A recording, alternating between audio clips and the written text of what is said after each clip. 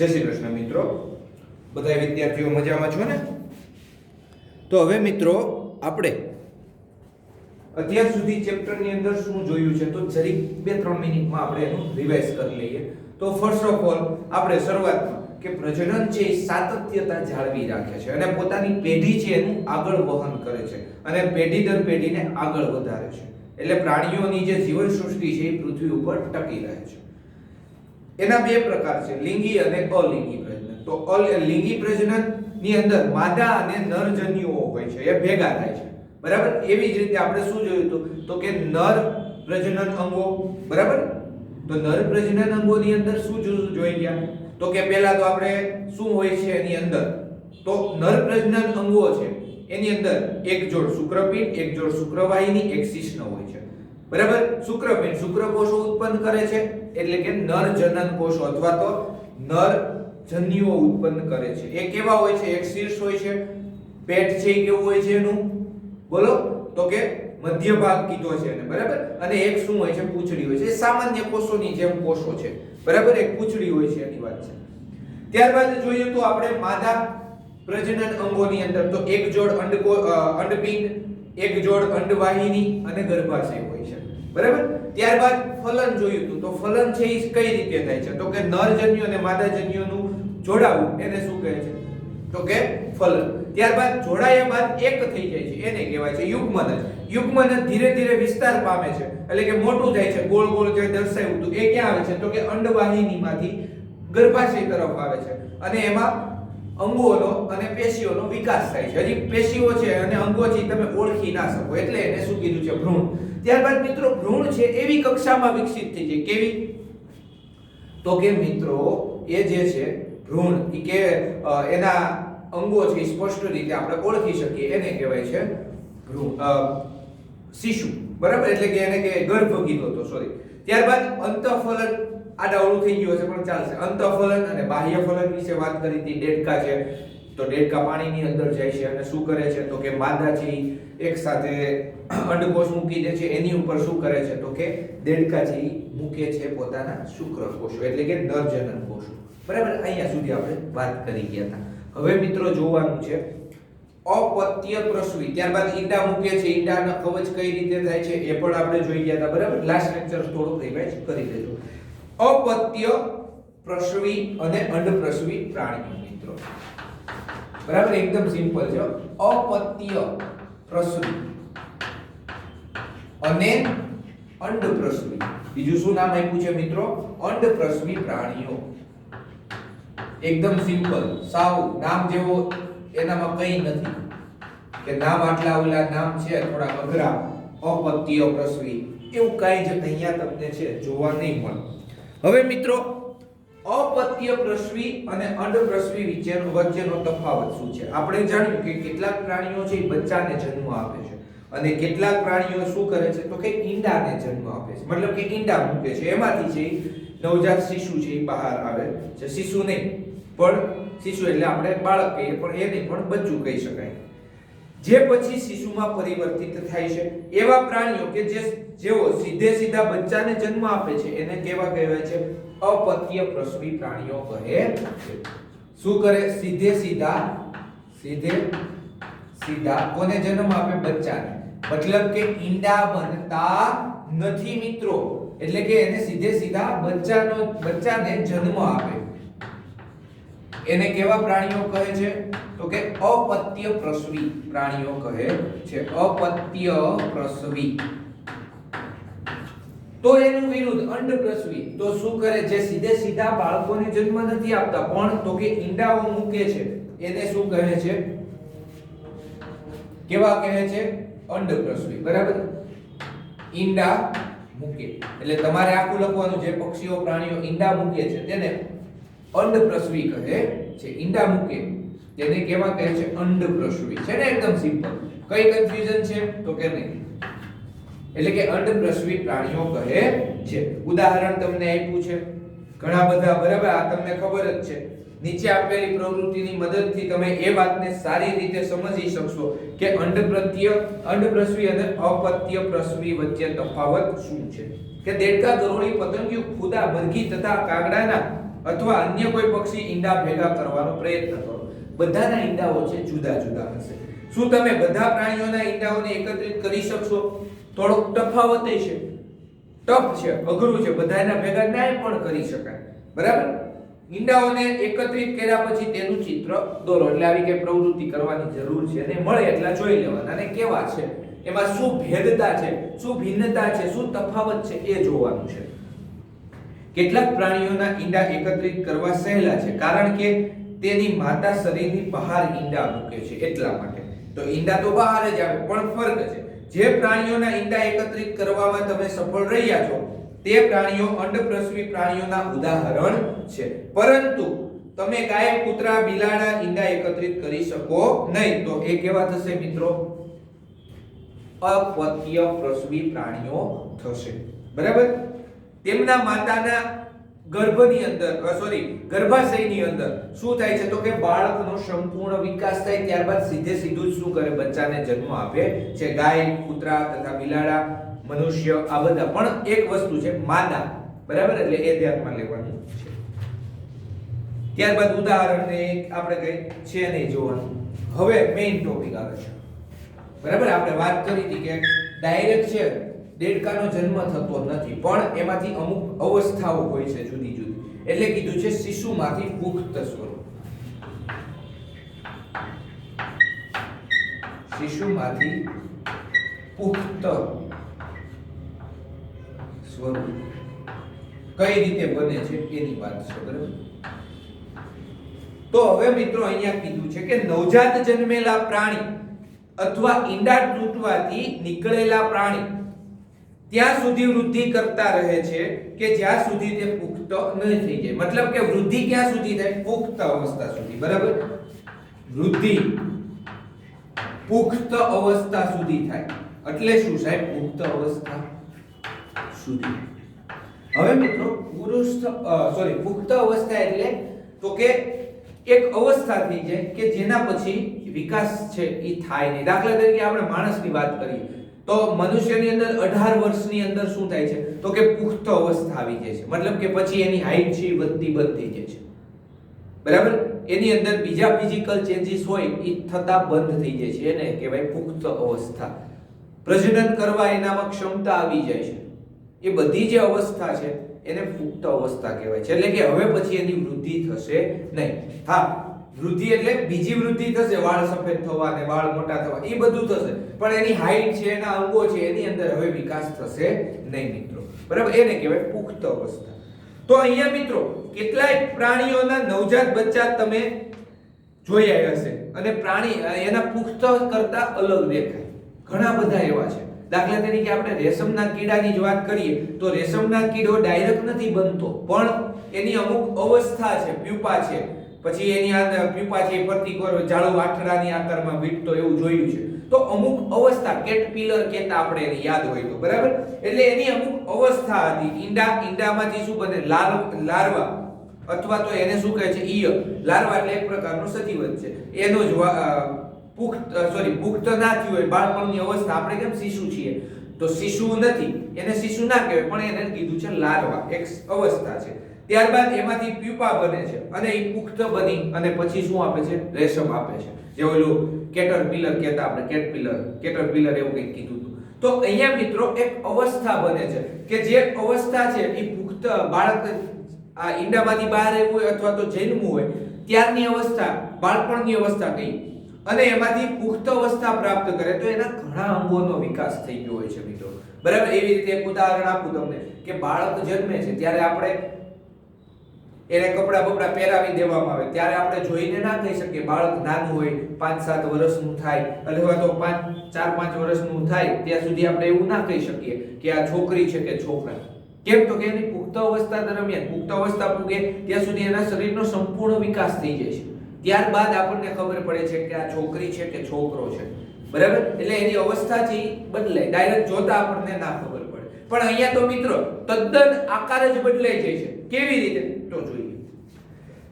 તો કે એક ઉદાહરણ છે દેડકાની વાત છે. તો દેડકામાં ઈંડાથી શરૂ કરીને પુખ્તતા સુધી તમામ અવસ્થાઓનું નિરીક્ષણ કરો. જો આકૃતિમાં અહીંયા નથી દોરતો પણ આકૃતિમાં તમને આપેલું છે. જોતા જજો. આપણે 3 સ્પષ્ટ અવસ્થાઓ છે અને 3 તબક્કા જોઈશું, એટલે કે અથવા તો જેમ કે ઈંડામાંથી પહેલા ટેડપોલ બને છે. ટેડપોલ એટલે કે લાર્વા. કોની વાત છે? દેડકાની. ઈંડામાંથી શું બને છે? ટેડપોલ. તો ટેડપોલનો મતલબ શું છે મિત્રો? લાર્વા. બરાબર, કૌંસની અંદર લાર્વા લખ્યું છે. ત્યારબાદ મિત્રો શું કીધું છે? તો કે પુખ્ત અને પછી કઈ અવસ્થા પ્રાપ્ત કરે છે? પુખ્ત અવસ્થા. બરાબર, ઈંડામાંથી ટેડપોલ, ટેડપોલમાંથી એ શું થાય છે? પુખ્ત થાય છે. હવે જોજો રમત બધી. તમે વિચારી શકો છો કોઈ દિવસ કે આ ટેડપોલ એક પુખ્ત દેડકો બની જશે? મતલબ કે ટેડપોલ તમે લાર્વા જોઈએ તો આપણને જોતા ખબર ના પડે કે આ દેડકો બની જશે, કારણ કે દેડકાનો આકાર અને ટેડપોલનો આકાર એકદમ ભિન્ન છે. જુઓ આકૃતિની અંદર ટેડપોલ કેવું માછલી જેવું છે, જુઓ, જ્યારે દેડકો કેવો છે. બરાબર, એટલે એની અવસ્થા છે ચેન્જ થાય છે. તેવી જ રીતે રેશમના કીડાથી ઈયળ અથવા પ્યુપા પુખ્ત બની રેશમના કીડાથી ખૂબ જ અલગ દેખાય છે. કોણ? પ્યુપા. બરાબર, એ આપણે જોઈ ગયા છે સ્ટાન્ડર્ડ 7 માં, એટલે બહુ આપણે વાત નથી કરતા. પુખ્તમાં જોવા મળતા લક્ષણો નવજાતમાં જોવા મળતા નથી. તો પછી ટેડપોલ અથવા ઈયળનું ત્યારબાદ શું થાય છે? મતલબ કે જે રેશમના કીડાની વાત કરી છે, એ ઈયળ અથવા તો એને ટેડપોલ કીધો છે, એમાંથી શું થાય છે? તો એની અંદર કંઈક ચેન્જીસ આવે છે અને મિત્રો બદલાવ આવે છે. એટલે કે ટેડપોલમાંથી દેડકો કઈ રીતે બને છે એની વાત છે, અથવા તો ઈયળમાંથી રેશમનો કીડો કઈ રીતે બને છે એની વાત અહીંયા કરી છે. તો જોઈએ, તમે એક સુંદર ફૂદાને અંડગર્ભમાંથી બહાર આવતું જોયું હશે. ફૂદો એટલે ફૂદડા સામાન્ય રીતે. ટેડપોલ રૂપાંતર પામીને પુખ્ત દેડકામાં ફેરવાઈ જાય છે. તે કૂદી શકે છે અને તરી શકે છે, જ્યારે લાર્વા એટલે કે ટેડપોલ આ કરી શકતા નથી. કૂદી શકતા નથી કે તરી શકતા હશે પણ કૂદી શકતા નથી.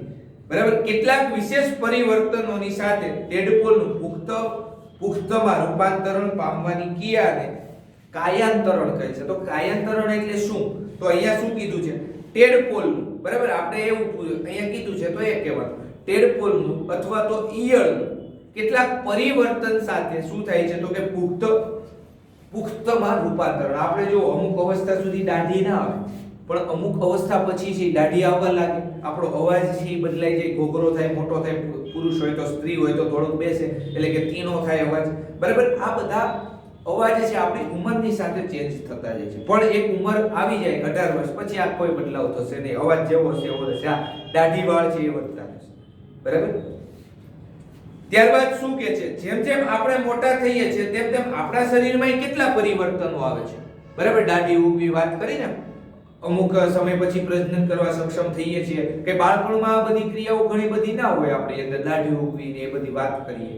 બરાબર, કે જે આપણને સ્ત્રી અને પુરુષથી અમુક લક્ષણો છે જુદા પાડે છે, એ અમુક અવસ્થા પછી આવે છે અને એ લક્ષણો આવી જાય પછી આપણે પુખ્ત થઈ જઈએ છીએ. બરાબર, શું તમે વિચારી શકો છો કે આપણું પણ કાયાંતરણ થાય છે? મનુષ્યના જન્મથી જ નવજાત શિશુમાં પુખ્ત જેવા શારીરિક અંગો આવેલા હોય છે. શારીરિક અંગો એવા હોય છે. અત્યાર સુધી આપણે પ્રજનન પ્રક્રિયાઓનો અભ્યાસ એવા પ્રાણીઓમાં કર્યો કે જે આપણે પરિચિત હતા, પરંતુ અત્યંત નાના પ્રાણીઓ કે જે આપણે નરી આંખે જોઈ પણ ન શકીએ એની વાત છે. બરાબર, તો જેવા કે હાઇડ્રા તેમજ સૂક્ષ્મદર્શી પ્રાણી, મતલબ કે અતિ સૂક્ષ્મ છે, એટલે કે એક કોષી પ્રાણી છે અમીબા, એમાં પ્રજનન કેવા પ્રકારે થાય છે? બરાબર, તો એ હવે આપણે જોવાનું છે મિત્રો. બરાબર, તો અત્યાર સુધી આપણે જે વાત કરી એ લિંગી પ્રજનનની વાત હતી, પણ હવે મિત્રો આપણે જે વાત કરવાની છે કેની વાત છે? તો કે એ વાત છે મિત્રો કોની? તો કે અલિંગી પ્રજનનની કરવાની છે મિત્રો. બરાબર, તો સામે આપેલું છે પ્રવૃત્તિ નંબર 9.3. શું કીધું છે? તો કે હાઇડ્રાની સ્થાયી સ્લાઇડ લો. સ્થાયી એટલે કે સ્થિર હોય છે. વિપુલ દર્શક એટલે કે સૂક્ષ્મ દર્શક યંત્ર, કાચ અથવા સૂક્ષ્મ યંત્રથી મદદથી સ્લાઇડનું નિરીક્ષણ કરો. પિતૃ શરીર ઉપરથી શું કોઈ ઉપસેલી સંરચના તમને જોવા મળે છે? એક તો હાઇડ્રા છે, એનો આકાર તમને આવો આપ્યો છે. બરાબર, આ રીતનું માંડવીના દાણા જેવો, ઈ ગમે તેવો હોય, આપણે એનાથી મતલબ નથી. હવે શું થાય? એમાંથી એક ભાગ છે તમે જોશો તો અહીંથી બહાર નીકળશે. શું નીકળશે? બહાર. હવે ઈ થોડા સમયમાં ઈ ભાગ છે મોટો થશે. ધીમે ધીમે સમય જતા એ ભાગ શું થશે? મોટો થશે. ત્યારબાદ વધારે મોટો થઈ જશે, આના જેવો થોડો ઘણો આકાર પણ ધારણ કરશે, ત્રીજી આકૃતિમાં જુઓ. ત્યારબાદ શું થશે તો કે આમાંથી છૂટો પડીને એક સજીવ તરીકે વર્તશે. કયો ભાગ? આ ભાગ. તો અહીંયા મિત્રો જુઓ, એક પણ નરજનન નો આવ્યો, એક પણ નરજનન કોષ નો આવ્યો, માદા જનન કોષ ના આવ્યો, એટલે કે માદા જન્યુઓ ના આવ્યા, એનું ફલન ના થયું. તો એવું અહીંયા કંઈ જ જોવા નથી મળતું, છતાં પણ બાળકનો જન્મ થાય છે, એટલે કે એનું પોતાની જે પેઢી છે એ આગળ વધારે છે, નવા સૂક્ષ્મ જીવને જન્મ આપે છે. બરાબર. તો આ મિત્રો છે એ અલિંગી પ્રજનન કહેવાય છે મિત્રો. બરાબર. તો હાઇડ્રામાં આ કેવું સર્જન છે? કલિકા સર્જન છે. કેવી સર્જન? કલિકા સર્જન છે મિત્રો અહીંયા. બરાબર. તો ત્યારબાદ આ છે ઈ પણ પોતાના જેવા જ આવશે. બરાબર. હવે મિત્રો આપણી અંદર શું થતું હતું કે માતા અને પિતા બંનેના લક્ષણો હતા, પણ અહીંયા મિત્રો એક જ છે, પિતૃ. મતલબ કે આના જેવા જ લક્ષણો આનામાં હશે, કારણ કે બીજી માતા તો છે નહીં કાંઈ, એટલા માટે મિત્રો. તો આ મિત્રો વાત થઈ ગઈ કોની? તો કે હાઇડ્રાની. બરાબર. ત્યારબાદ મિત્રો અમીબા છે જે એક કોષીય પ્રાણી છે, એની અંદર શું થાય છે? બરાબર. એની વાત કરશું એ પહેલા જોઈએ તો કે હાઇડ્રામાં એક કે તેથી વધુ ઉપસેલા ભાગ જોવા મળે છે. એકય હોઈ શકે ને આવી રીતે વધારે પણ હોઈ શકે, જે રીતે દર્શાવ્યું હતું. ત્યારબાદ આ ઉપસેલી રચના વિકાસ પામતા નવો સજીવ બને છે, તેને કલિકા કહે છે. યાદ કરો કે ઈસ્ટમાં પણ કલિકા સર્જન જોવા મળતું હતું. યાદ આવે છે કઈ? ખાંડ નાખવાની ને એવું બધું જુદી જુદી પ્રોસેસ હતી ધોરણ 7 માં. ત્યારબાદ હાઇડ્રા પણ એકલ પિતૃમાંથી ઉદ્ભવતા ઉપસેલા ભાગમાંથી નવો સજીવ વિકાસ પામે છે. એકલ પિતૃ કોષ છે. આપણી જેમ પિતૃ નથી, માતા અને પિતા. બરાબર. બે નથી, આમાં એક જ પિતૃ જોવા મળે છે. આવા પ્રજનનમાં એક જ પિતૃમાંથી નવો સજીવ ઉત્પન્ન થાય છે, તેથી તેને અલિંગી પ્રજનન કહે છે. એક જ માંથી થાય છે, એમાં બીજું કોઈ હોતું નથી. બરાબર. આપણી જેમ માતા પિતા અથવા તો મરઘો મરઘી એવું કાંઈ હોતું નથી, એટલા માટે અહીંયા અલિંગી પ્રજનન એવું કીધું. ત્યારબાદ માદાજન્યુ નરજન્યુ એવું કાંઈ પણ હોતું નથી. હાઇડ્રામાં કલિકામાંથી નવો સજીવ ઉદ્ભવે છે, આથી આવા પ્રજનનને શું કહે છે?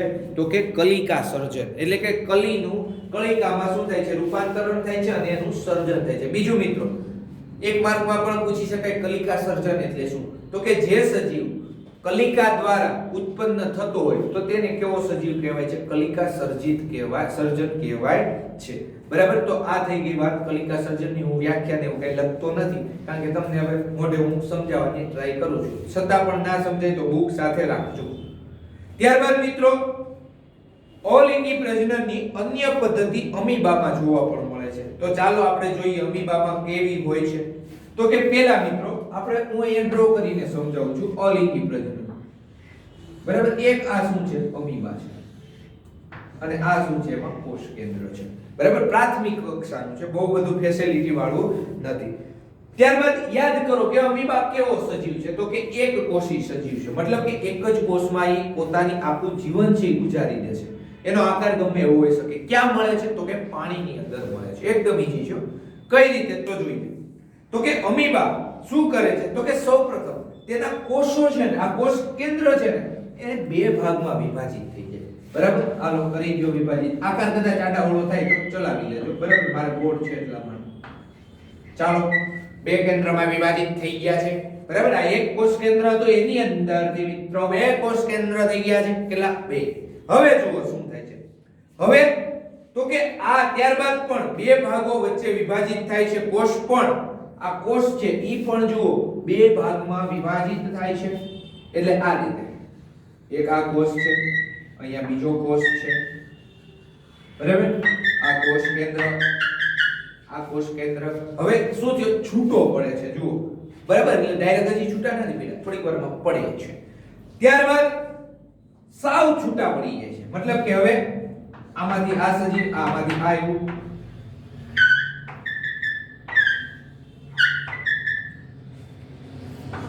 એકમાંથી કેટલા થયા મિત્રો? બે થયા. કેટલા થયા મિત્રો? બે.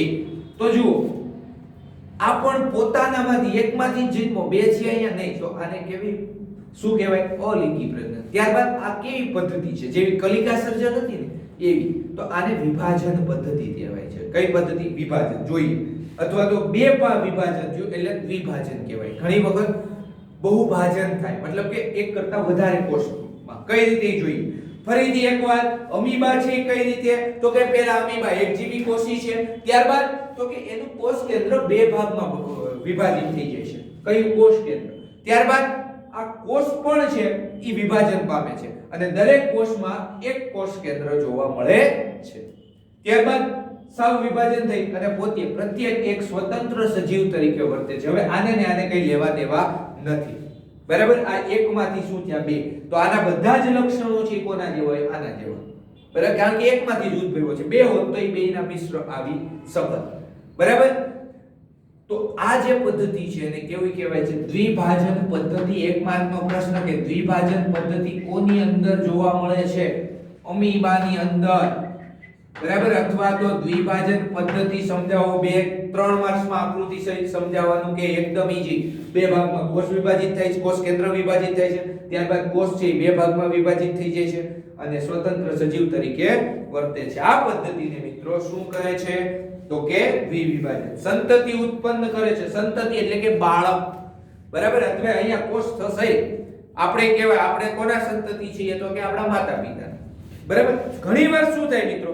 કલિકા સર્જન તેમજ દ્વિભાજન સિવાય કેટલાક અન્ય પ્રકારોની મદદથી એક જ પિતૃમાંથી સંતતિ પેદા થાય છે. બીજી ઘણી બધી પ્રકારની હોઈ શકે છે. તેના વિશે હવે તમે પછીના વર્ષોમાં ભણવાના છો મિત્રો, બરાબર? ત્યારબાદ એક ડોલીની વાર્તા આપી છે ક્લોનની, એ હવે તમે જોઈ જજો, બરાબર? એટલે એ હું કઈ બહુ સમજાવતો નથી, પણ યાદ રાખવાનું છે કે કલિકા સર્જનની અંદર અલિંગી પ્રજનનની અંદર આપણા ચેપ્ટરમાં બે જ વસ્તુ આપેલી છે. તો કલિકા સર્જન ક્યાં જોવા મળે છે? હાઇડ્રામાં. ક્યાં જોયું તું? ઈસ્ટમાં, ધોરણ 7 ની અંદર, બરાબર ને? ત્યારબાદ અમીબાની અંદર કયું છે? દ્વિભાજન. ઘણી વખત શું થાય મિત્રો ખબર છે? બહુભાજન થઈ જાય. કઈ રીતે? તો કે આ કોષ છે ને આ બે કરતા વધારેમાં રૂપાંતરિત થઈ જાય. દાખલા તરીકે છે આ કોષના 5 ટુકડા થઈ ગયા. કેટલા? 5 ટુકડા એક જ કોષમાંથી હો. ત્યારબાદ આ બધા જ ટુકડાઓ છે જુદા પડી જશે અને એક સ્વતંત્ર સજીવ તરીકે શું કરશે? વર્તશે. એ પોતાનો ખોરાક ગ્રહણ કરશે, મોટો થશે, એ પાછો દ્વિભાજન કરે અથવા તો બહુભાજન પણ કરી શકે છે. ક્યાંક કક્ષામાં, બરાબર? ક્યાંક આવતો જોવા મળી શકે છે મિત્રો. તો આજે આ ચેપ્ટર છે પૂરું થાય છે. ક્યાંથી શરૂઆત કરી હતી? અપત્ય પ્રસવી અને અંડપ્રસવી. અપત્ય એટલે કે જે ઈંડા નથી આપતા, સીધા જ બચ્ચાને જન્મ આપે છે એવા પ્રાણી. ઈંડા મૂકે અને અંડપ્રસવી. શિશુમાંથી પુખ્ત અવસ્થા, તો પુખ્ત અવસ્થા સુધી જ વૃદ્ધિ થાય, પછી થાય નહીં. ઉદાહરણ તો કે દેડકા છે તો એમાંથી ડાયરેક્ટ દેડકાનો જન્મ નથી થતો. તો કે પહેલા શું બને છે? તો કે ટેડપોલ, અને ટેડપોલ માંથી અમુક અંગોનો વિકાસ થાય. દેડકાનો શું થાય છે? વિકાસ. એટલે કે એ જે બાળપણની અવસ્થા હોય, પુખ્ત અવસ્થા પહેલાની અને પુખ્ત અવસ્થા, તો એ બંને જુદા જુદા હોઈ શકે છે મિત્રો, બરાબર? આપણી અંદર પણ ઘણા બધા ચેન્જીસ થાય છે પુરુષોની અંદર. ત્યારબાદ બીજું ઉદાહરણ આપવું હોય તો રેશમનો કીડો. તો રેશમનો કીડો ક્યાંથી? તો કે લાર્વા, ત્યારબાદ પ્યુપા, કેટરપિલર, બરાબર? જે આઠડો રચે છે એવું જોઈ ગયા આપણે ધોરણ 7 ની અંદર. અને પછી અલિંગી પ્રજનન. કલિકા સર્જન તો કે થોડાક બર્ડ્સ બહાર નીકળે અમુક ભાગ, અને ઈ ભાગ સમય સાથે શું થતો જાય? મોટો થતો જાય અને ત્યાંથી તૂટીને બહાર સ્વતંત્ર સજીવ તરીકે વર્તે છે, બરાબર? ઘણીવાર આ છે એ વધારે પ્રમાણમાં કલિકાઓ બહાર નીકળે તો વધારે સજીવ ઉત્પન્ન થાય છે. અને ત્યારબાદ દ્વિભાજન અમીબાની અંદર, અને કલિકા સર્જન કોની અંદર? હાઇડ્રાની અંદર. એક કલિકા સ્વરૂપે બહાર નીકળે છે અને એમાંથી સજીવ બને છે, માટે એને કલિકા સર્જન તરીકે ઓળખવામાં આવે છે. તો અહીંયા ચેપ્ટર પૂરું થાય છે મિત્રો.